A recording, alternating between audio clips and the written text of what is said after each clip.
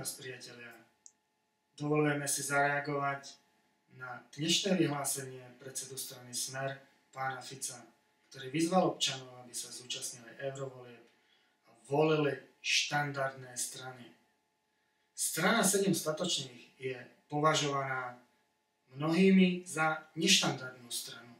Za neštandardnú stranu ju považujú hlavne podvodníci, zlodeji, korupčníci a všetky tzv. Štandardné strany.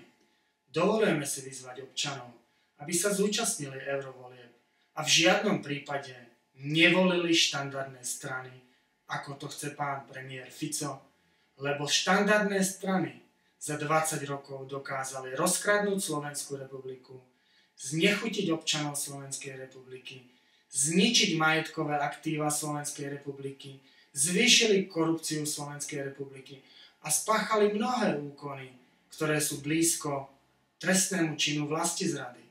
Žiadame vás a vyzývame vás, aby ste sa zúčastnili eurovolieb a volili neštandardné strany. Jednou z neštandardných strán je aj strana 7 statočných.